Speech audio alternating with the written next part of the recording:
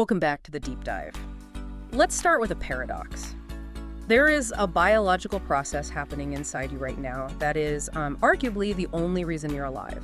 It fights off bacteria, it heals your cuts, it keeps you from, dying of infection.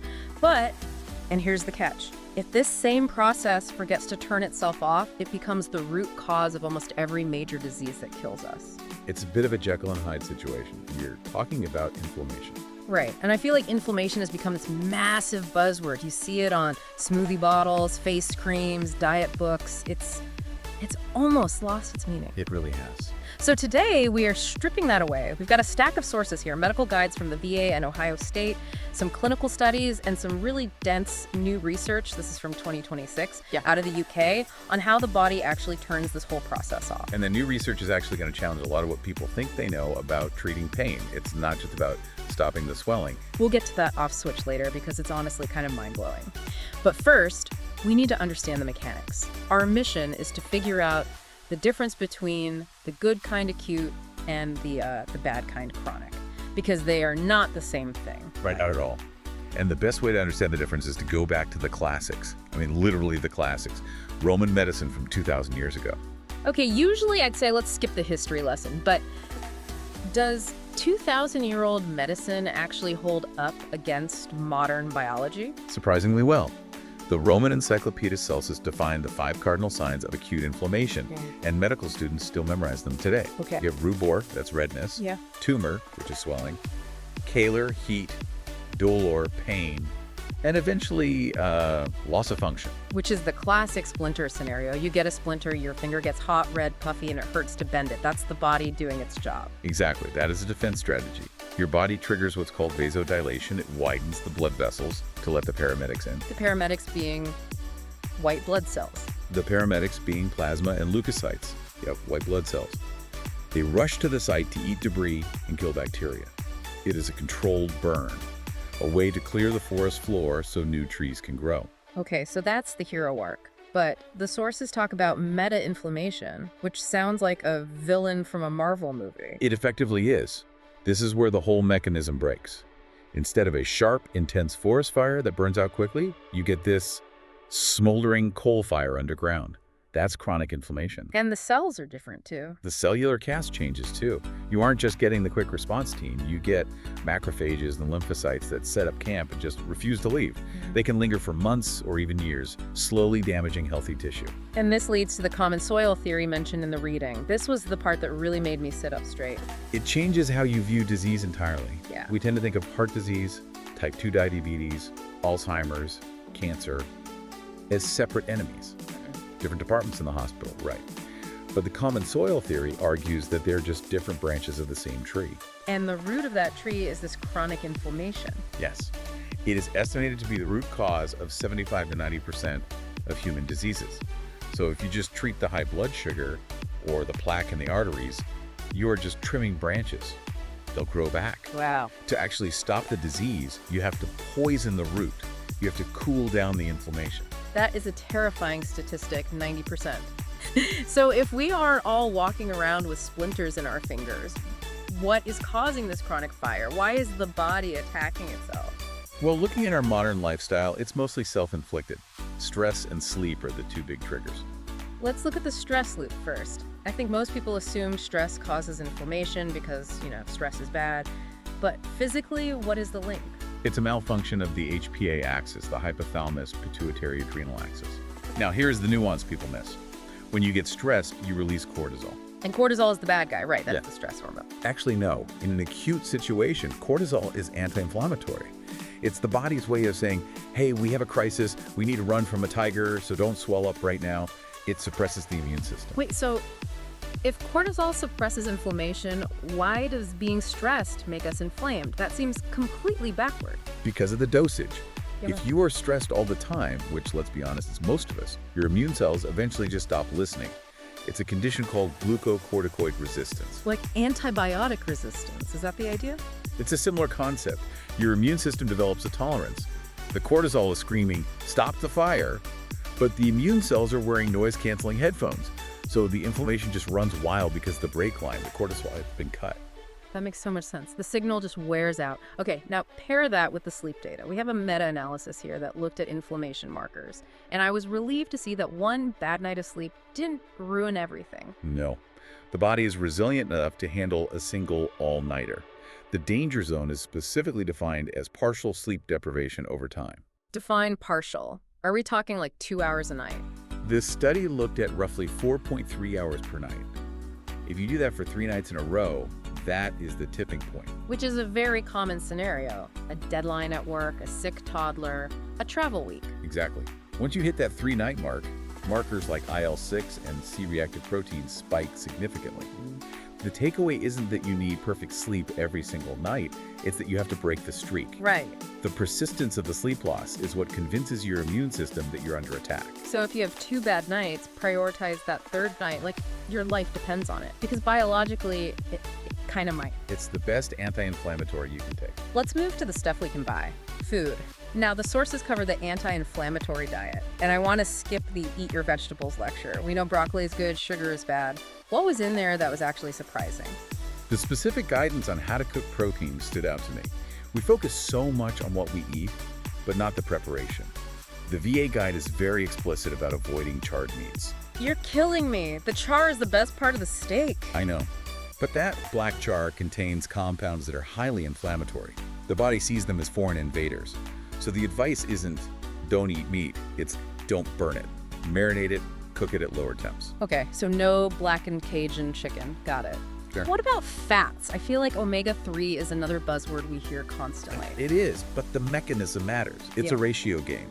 We consume a massive amount of omega-6 fatty acids found in corn oil, soy oil, basically every processed food in a crinkly wrapper. Right. Omega-6s are generally pro-inflammatory. Omega-3s from salmon, walnuts, mackerel are anti-inflammatory. So it's a tug of war.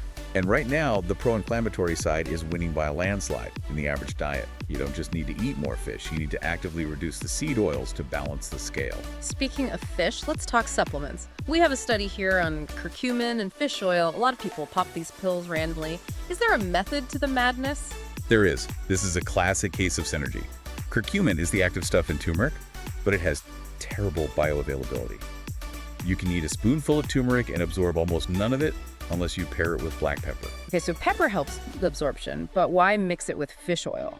The study showed that when used together, they create a synergistic effect that can actually rival NSAIDs. Rivals NSAIDs, like it works as well as ibuprofen. For chronic conditions, yes. In vitro studies suggest the combined effect blocks inflammation pathways just as effectively, but without all the gastrointestinal damage that comes from taking ibuprofen every single day. That is a huge actionable tip. Don't just take them, take them together. Right. So we've covered the fuel. Now let's talk about the engine, movement. The source material calls movement medicine, which sounds nice, but again, is it just a metaphor? Or is exercise doing something chemical? It is purely chemical. This is my favorite aha moment for people. We tend to think of muscles as just structural, things that lift heavy objects. But skeletal muscle is actually an endocrine organ. An organ. like the thyroid. Yes. When you contract your muscles, they release proteins called myokines. These enter your bloodstream and travel all over the body. And some of these myokines are potent anti-inflammatories. So doing a squat literally releases medicine into your blood. It inhibits the pro-inflammatory signals. That's why the top 10 list of exercises isn't just about burning calories. It includes things like swimming and Tai Chi. Swimming makes sense for the joints, but Tai Chi? Tai Chi hits 2 mechanisms. You get the myokine release from the movement, but it's also a stress reduction practice that lowers cortisol. So it helps fix that noise-canceling headphone problem we talked about earlier. So you're fixing the resistance and releasing the medicine at the same time. It's a 2-front war on inflammation. Okay, so that's how we manage the fire day to day. Diet, sleep, movement. But what if the fire alarm itself is broken? This is where we get to the heavy hitters. The new science from 2026 regarding the off switch. This is the frontier. For a long time, we just assumed inflammation kind of faded away when it ran out of fuel. But this UK study shows that inflammation has an active resolution phase. It has to be told to stop. And this is where the terminology gets thick. The study talks about epoxy-oxylipins and SEH enzymes. Let's translate that. Sure. Think of epoxy-oxylipins as the brake pedal for your immune system. These are molecules your body makes from fats. When they show up, the immune system knows the war is over and it's time to go home. So if we have a brake pedal, why do we get chronic inflammation? Why doesn't it stop? Because of an enzyme called SDH-soluble epoxide hydrolase. That is a mouthful. Let's just call it the cleanup enzyme. Fair enough. This cleanup enzyme destroys the brake pedal molecules. It breaks them down too fast, so the stop signal never really gets through, and the immune cells just keep fighting a war that's already over. So the study involved a drug that blocks this enzyme. Yes. They used a drug to inhibit the cleanup enzyme. They injected volunteers with a bacterial trigger to create a localized inflammation, a little red swollen spot on their arm. And what happened? Did it stop the inflammation from starting in the first place? No. And that is the key. The redness and swelling still happened initially. The first responders still arrived. But because the drug protected the brake pedal molecules, the inflammation resolved much faster. The immune cells cleared out immediately after doing their job. This feels like a major philosophical shift. Most drugs we have now, steroids, ibuprofen, they try to stop the inflammation from ever happening. They suppress the start. Which can actually be bad. If you suppress the start, you might be suppressing the healing process itself. This new approach promotes resolution. It says, let the fire burn the underbrush, but make sure the fire department puts it out immediately after. So practically speaking, we can't buy this drug yet. But knowing this, does it change how we should treat, say, a sprained ankle today?